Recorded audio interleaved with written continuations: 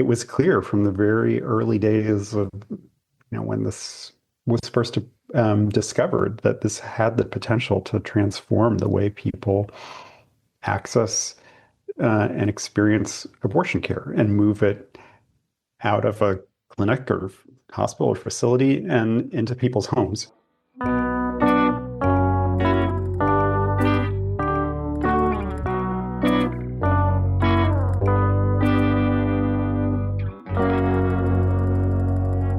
And then I got really interested in kind of this intersection between medicine, public health, and public policy, as I saw people who were suffering from complications of unsafe abortion.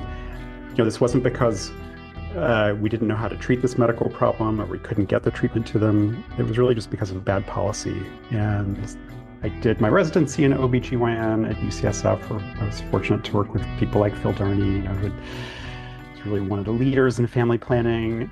So I went into practice working in San Francisco, where I was working with a low-income population, largely immigrant population.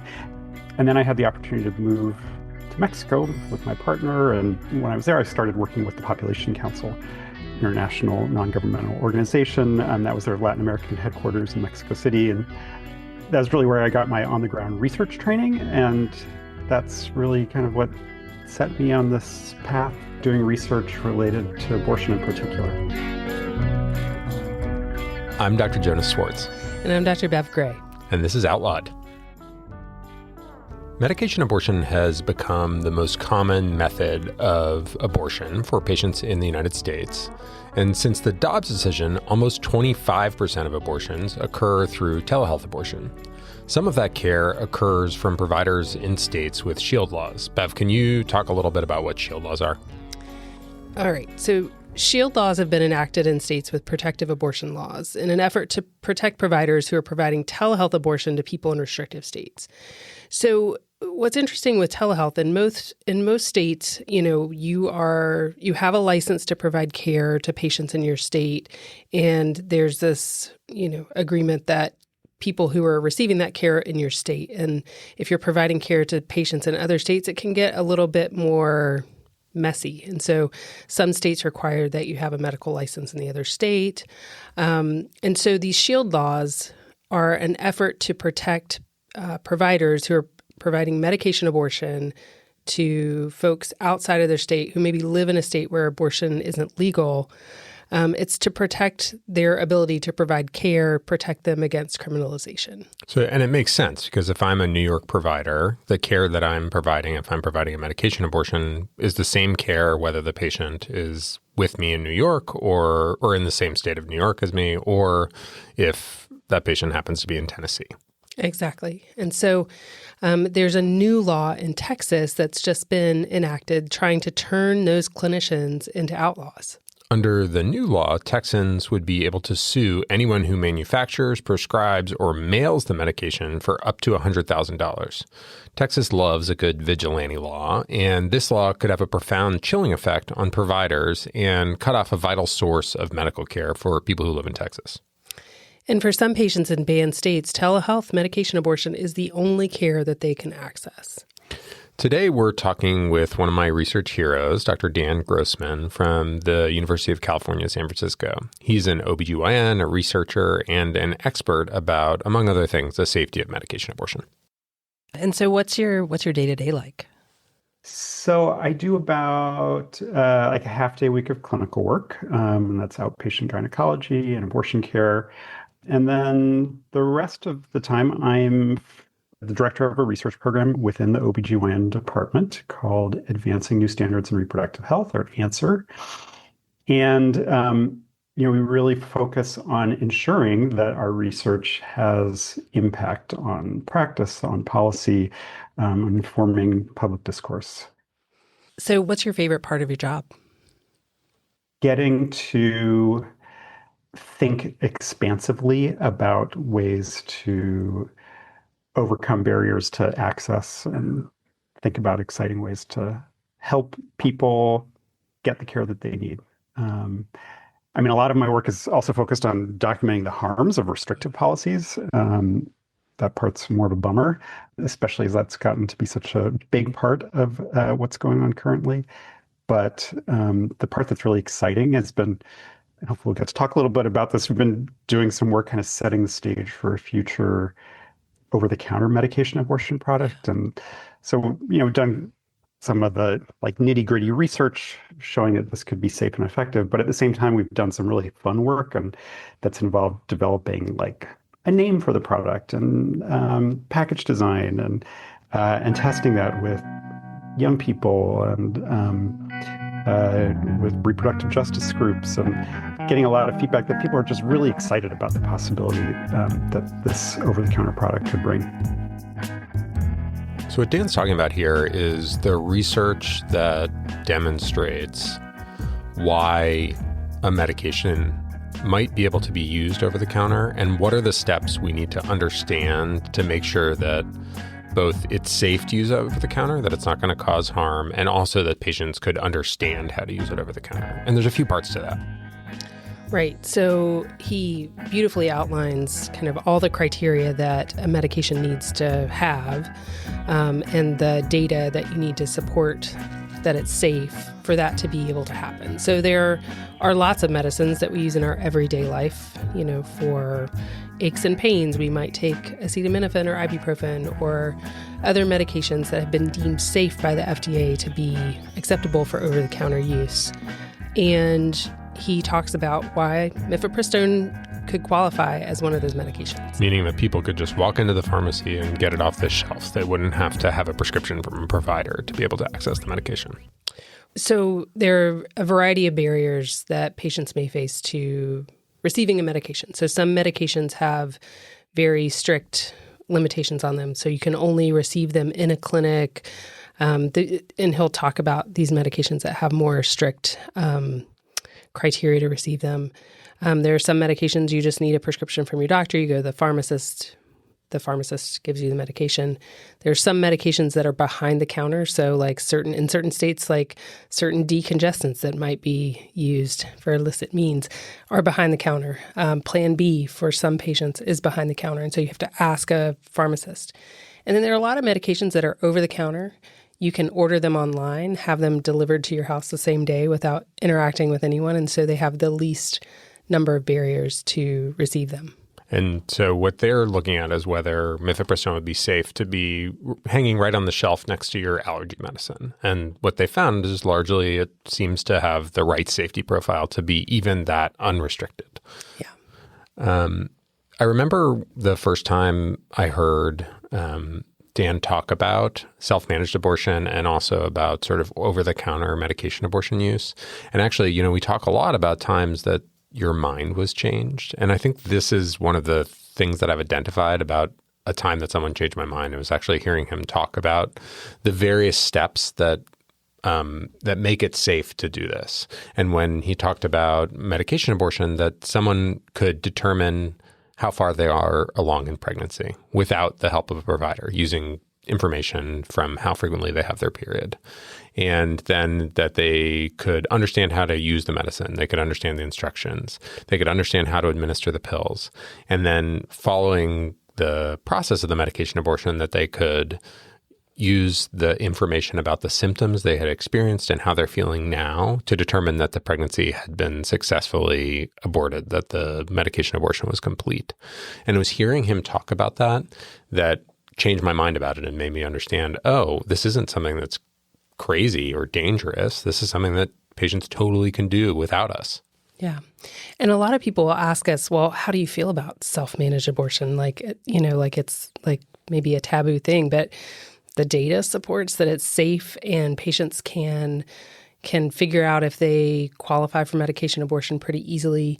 And it opens up access. And he'll talk more in this episode about how it can, decrease the gestational age with which patients are seeking abortion in clinics because they're able to self-manage or get telehealth abortion on their own. And I think that's a pretty awesome thing.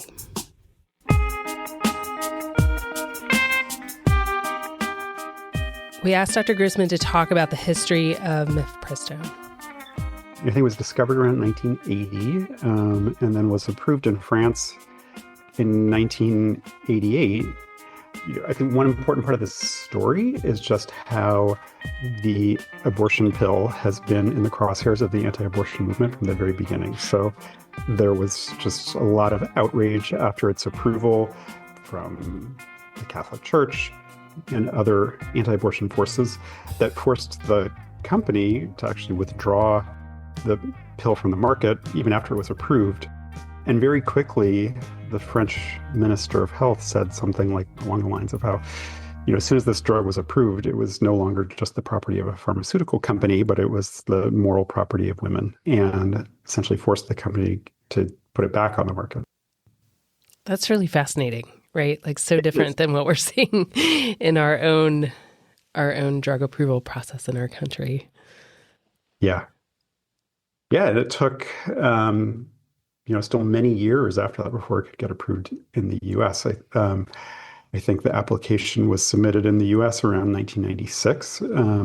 It still took 4 years up until 2000 before it was approved. And when it was approved in the U.S., there were these extra kind of layers of regulatory scrutiny that were applied to it, which maybe made sense early on because this was a new kind of product. There wasn't much evidence here in the US about its use, but it just didn't make any sense for those restrictions to stay for so long. And those things are what's now referred to as the components of the REMS, or the risk evaluation and mitigation strategy. And for many years, those included like a special consent form that patient needs to sign, the patient agreement form, a special certification process that clinicians have to go through, the prescriber agreement form. And then up until 2021, there was a requirement that said that the medication had to be dispensed in person at a clinic, doctor's office, or hospital, which really limited access. Yeah. Well, and it's so variable now how different states are able to provide medication abortion. So the reality in California is very different than the reality in North Carolina, where we still have many of those requirements in place. And so it's a different standard of care that people have depending on what their zip code is. Yeah, it is really just so hard to believe that it totally depends where you live, what kind of healthcare you can get in this area. Yeah. One of my favorite parts of the mifepristone story was that the same year that mifepristone applied for approval to the FDA, so did Viagra. And it took Miffy 4 years to get approval, but Viagra was approved in 2 years.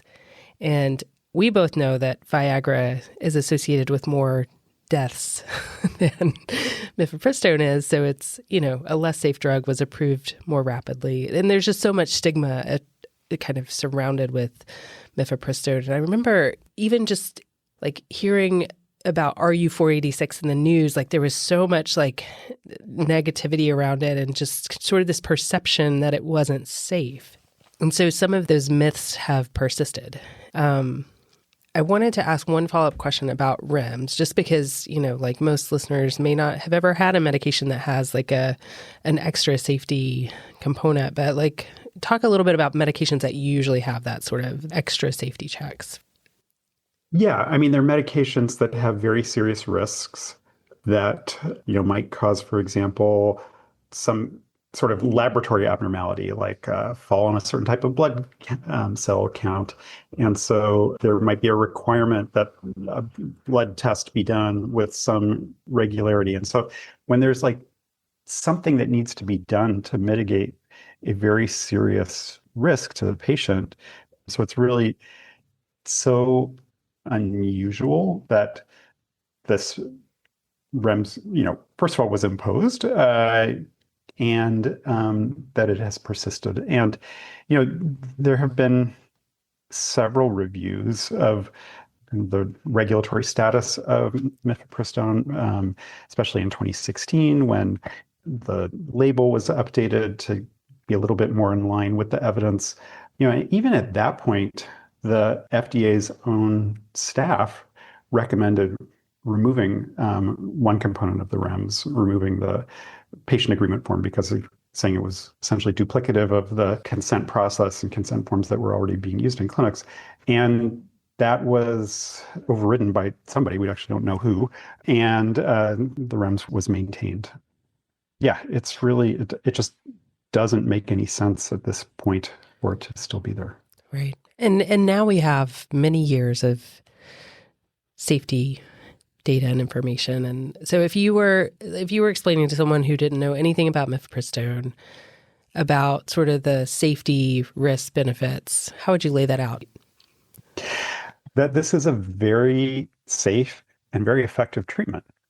It's been very well studied. I mean, I mentioned it was approved in France in 1988. So there was, data even back then. And then it's been approved and on the market here in the US for literally a quarter century. In terms of like the risk of death, it's exceedingly, exceedingly rare. The FDA in its most recent report, I believe there were 36 deaths among about 7.5 million people who have used this treatment for medication abortion. So it's just an incredibly low death rate. Of course, every death is a tragedy. Comparing that to the risk of death in childbirth, it's at least 14 times safer than continuing the pregnancy to term to childbirth. So this is really incredibly safe. That's focusing on death. In terms of serious adverse events, which are the things that FDA looks at, and certainly things that we are concerned about as clinicians, these are things like hospitalizations, blood transfusions. Those are also very, very rare. They occur in less than 0.5% of people who use this treatment. It's just a very safe treatment. Yeah. And I think despite all that safety data, despite all that we know about it, I have a lot of patients that come in who are really concerned about the safety because they've heard a lot of other messaging around medication abortion. And I've heard people have really interesting concerns these days that like mifepristone's in the water and I think people come in with a very skewed sense of what their risk of bleeding or death might be. And so we have to untangle all of that misinformation when we're seeing people. I mean, I will say also that I think, certainly some people may be really concerned about the serious risks. Other people may be concerned about like the side effects or the other things that they may experience with medication abortion. And in particular, the pain. And there's been a lot of discussion recently in obstetrics and gynecology in particular about how we often play down pain, we undertreat pain, we minimize people's concerns about pain. And we could also do a better job, I think, of addressing people's concerns and their actual experiences with this treatment when it comes to pain. Because pain is certainly one of the things that people commonly say is the worst aspect of a medication abortion. And we also don't have a whole lot of data about what works well for treating the pain of medication abortion or preventing the pain of medication abortion. And that's an area where I think we could do a better job as clinicians who care for people who use this treatment to make the whole experience better for them. Yeah. And I think one part of the story, at least now, so some patients are able to obtain medication abortion even if they live in a state with very strict abortion laws. But for some people, that might not be their preferred method of abortion. Like they may prefer a procedural abortion, but because of the way the laws are in their state, like this is their only option is to obtain pills for medication abortion. And so it is great that patients have access to medication abortion in ways that are new and different than they were 10, 20 years ago, but we can still do better. And that's why we still have to work to change those laws. Yeah.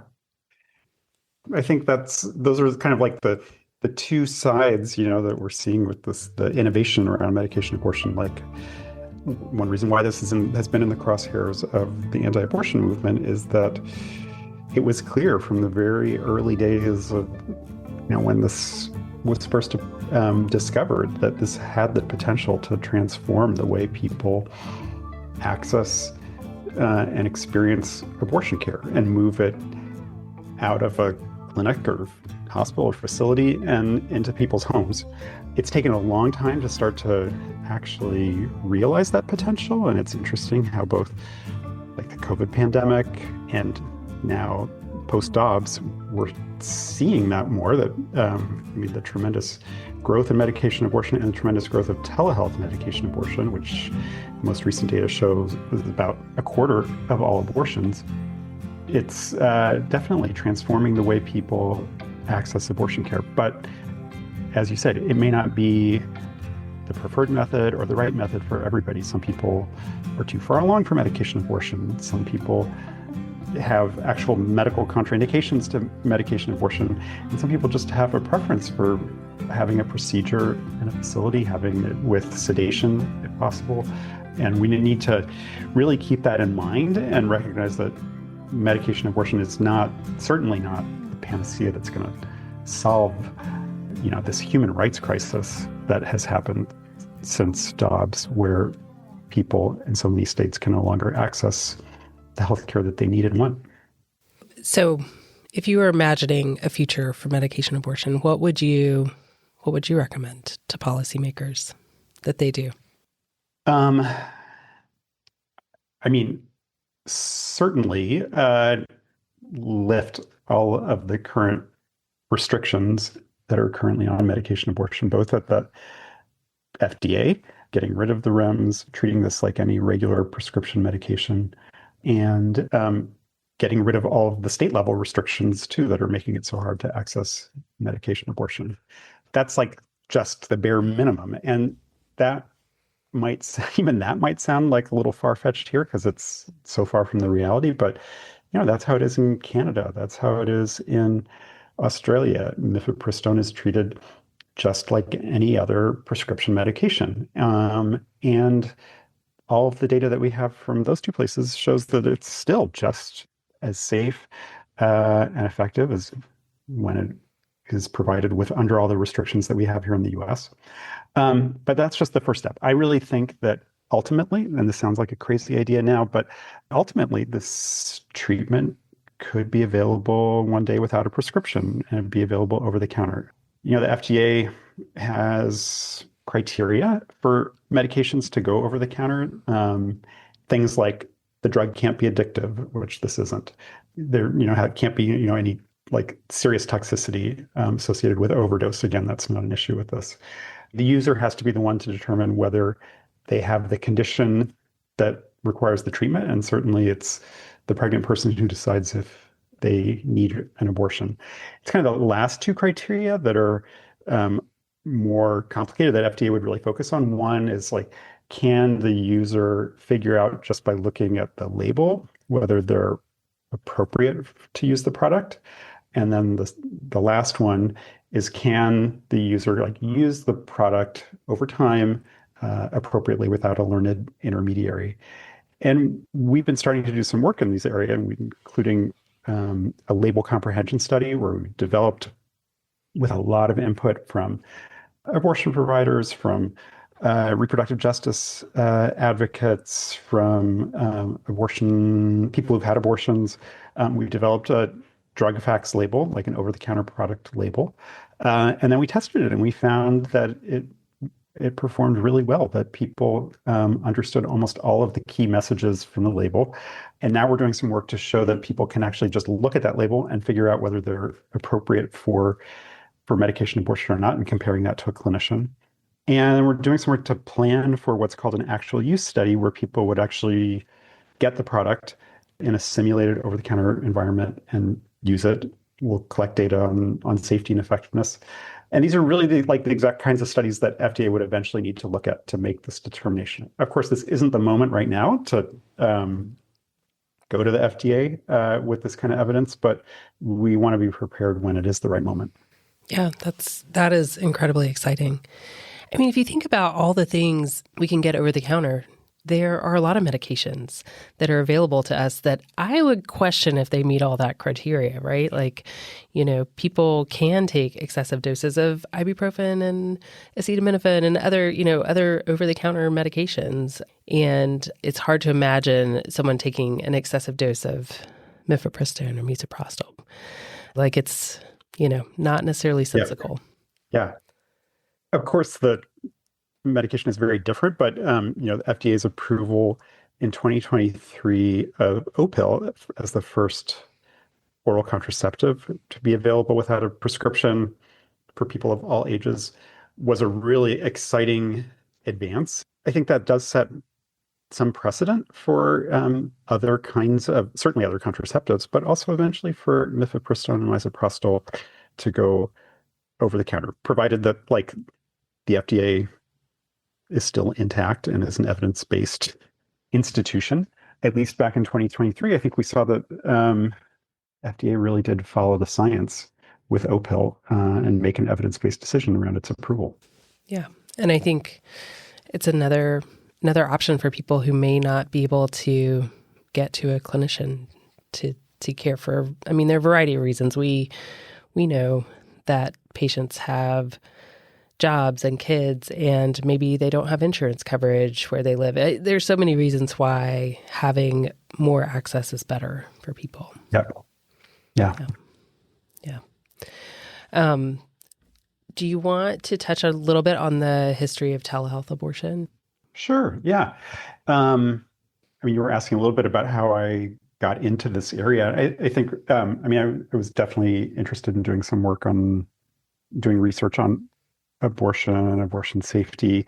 And I think I was at a conference, maybe it was the National Abortion Federation meeting, in 2008, and heard a presentation about this new service that was being developed at the Planned Parenthood affiliate in Iowa that was using telemedicine or telehealth to provide medication abortion. And the problem that they had there was, at the time, they had 17 health centers across the state, but they only had 2 physicians who were providing abortion care. And because of the FDA requirement that the mifepristone had to be dispensed in the clinic, that meant that either the doctor had to travel long distances to provide medication abortion, or patients had to travel long distance to meet with the physician to get the service.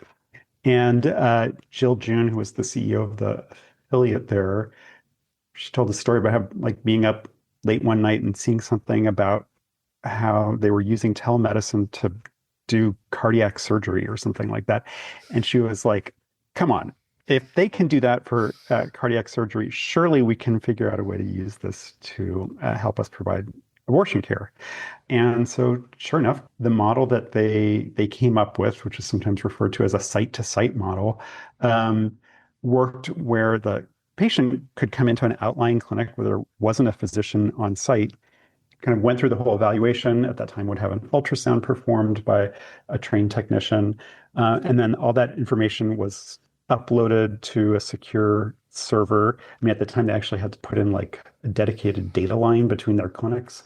And then the physician, who might be located in Des Moines, then could review all of the clinical information, look at the ultrasound image, have a video chat with the patient, determine that they were eligible for medication abortion. And if they were, the doctor would type a code into the computer that would open a lockbox in the place where the patient was. It was actually a modified cash drawer that had been preloaded with an individual dose of mifepristone and misoprostol. It was a little scary. The first time you saw it, this drawer would suddenly pop open and patients would kind of jump back. But it was really innovative at the time and expanded access, particularly for folks who were living in rural areas. We performed an evaluation of the service over the first few years and showed how abortion after 13 weeks decreased. Patients were very satisfied with the service, and they were able to get the abortion care closer to home. It kind of offered more options to patients. It was also very, very safe.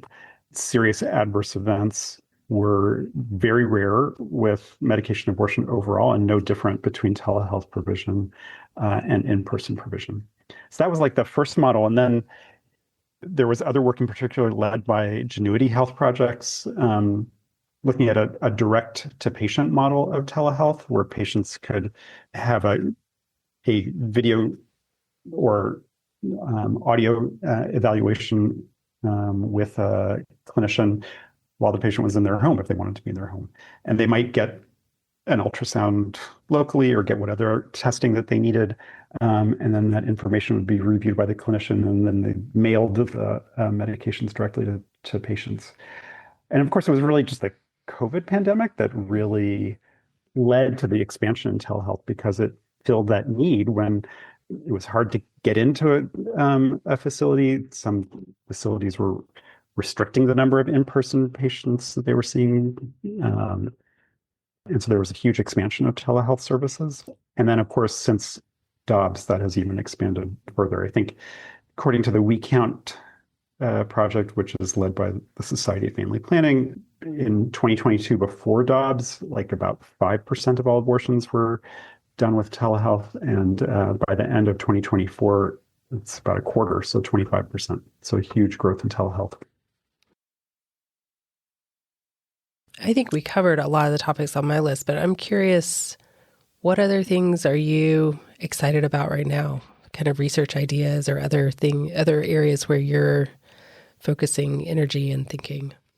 Well, I mentioned, this work that we're doing, creating an evidence base for a future over-the-counter medication abortion product. But of course, it's more than just, doing these studies, getting it approved by FDA, having it on the shelf. Like, it's clear that patients who would use that might need some help and support or care and evaluation before they get the OTC product, as well as after. Sometimes we refer to this as wraparound care. Some people may not be sure about how far along they are in the pregnancy, and might want or need to get evaluated by a clinician. That might involve an ultrasound. After taking the medications, people might wonder if the symptoms that they're having are normal. They might wonder if the abortion is complete, or they might actually have a serious concerning symptom that needs to be evaluated. So, there's several groups that are doing work looking at the wraparound care that people are currently accessing or needing, particularly under shield laws. So, for example, like in Texas, what are people doing when they need to get an ultrasound before they order pills online, or if they have questions afterwards? And ideally, like, ensuring that there's insurance coverage of the wraparound care that people might need. All of those things certainly are important for this eventual, world of OTC medication abortion, to get those things in place. But they're also, needed right now for people who are accessing telehealth services today. Yeah. And I think also thinking about, like, how do people navigate their local laws, and, if they get an ultrasound showing they're pregnant and then they're not pregnant later, like thinking through that as, how do people assess their risk in their state? How do they assess the risk of their options? Yeah, the legal aspects that you mentioned are really important. We know that there are cases where people have been criminalized in healthcare settings, which is just so shocking. And it's even more shocking. The work that the group If, When, How has done, documenting these cases of where people have been criminalized. The fact that in half those cases, care providers have been the ones to actually get the police involved, either clinicians or social workers. Even though, as far as I know, currently there is no jurisdiction where there's mandatory reporting of self-managed abortion, but still clinicians get the police involved when they shouldn't, and put patients at risk. So that's a piece of, like, designing the ideal kinds of wraparound services, not only that meet, like, the medical needs of people, but keep them legally safe as well. Yeah. I was on a phone call the other night, and my husband was just hearing, like, my side of it. And at some point I was like, I went to medical school to be a doctor, not a detective. And I think the other point I made was, that our patients do a lot of things that are against the law. And actually, managing your own abortion is not against the law. Yet clinicians of all levels feel this obligation. I don't know. It's just really interesting how this judgment and then the need to report that happens, and how can we educate our own peers a little bit better about, HIPAA is there to protect patient privacy. We don't have to report things to the police. And we even like need to back up, like, because you're saying you don't need to be a detective. Like there's some questions that we don't need to ask patients. Like we don't need to know if they did something or took something to try to end the pregnancy on their own. It doesn't affect the management in general. Right. And the people who are criminalized in this country are not people, of privilege, right? Like it's people who are, Black and brown women in the U.S. are the ones who are targeted and criminalized even by the healthcare system. And so there are biases there, in who is reported. And so I think we have an obligation to do better and to encourage our peers to do better. Yeah, there's a bias in terms of who it gets reported, and also is who is surveilled too, like who has this extra layer of scrutiny applied to them too. Yeah. One other thought I was going to share. We recently did a talk in Rochester, New York, and a couple of the interesting things they're doing around medication abortion. So pediatricians, ER doctors, maybe internists, like people at all different levels at Rochester are providing medication abortion. And they have a system where if a patient wants medication abortion, they have a delivery service from the hospital that will deliver the meds to your house, which is kind of That's amazing. Because if you're a teenager, you may feel more comfortable going to your pediatrician and obtaining medication abortion. And thinking about, having to go to a pharmacist and ask for medication abortion, or in some states, certain pharmacies don't carry those medicines because they're, this whole thing about Costco not carrying medication abortion pills just came out. And so it takes that extra layer of kind of interaction or potential difficulty on the patient out of the way. If you can have it delivered to your house, you can get anything delivered to your house. Why not get medication abortion delivered? Yeah. No, some of the work that's also being done to provide medication abortion in emergency department settings, when a patient comes in sometimes with something else, but is also found to be pregnant and the pregnancy isn't wanted, if they're sure of their decision at that point and they're eligible for medication abortion, why not get it started right there? Just like The Pit. Have you watched The Pit yet? I've heard about it. I have not. Okay. Yeah. It's worthwhile. You should watch it. They're, they do provide medication abortion. They don't exactly give the right dosing, but it's still very forward thinking. Yeah. That's the cure point for a lot of patients.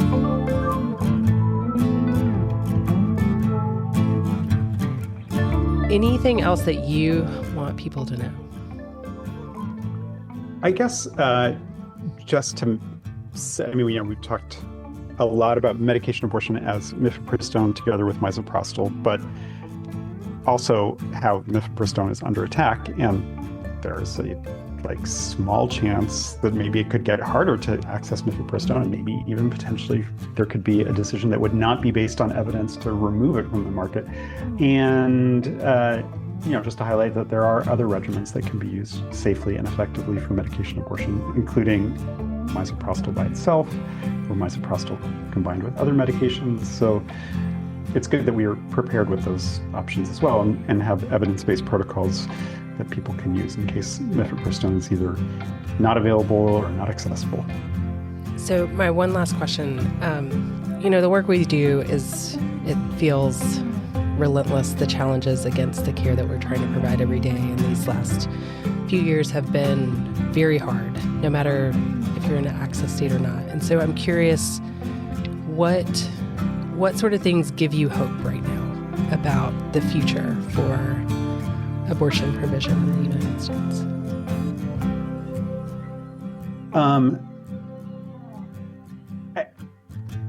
There's a lot that gives me hope. First of all, just I think we had no idea what was going to happen when these restrictions went into place in so many states, and the tremendous work that groups in those states have done and continue to do to help people get the abortion care that they need. The abortion funds that are active in those states, the groups that are providing practical support, it's just amazing the amount of work that these grassroots organizations have done to help people. Seeing that work and those committed individuals gives me a great deal of hope. It's so tragic that this is necessary, but the ways that people have stepped up is really inspiring.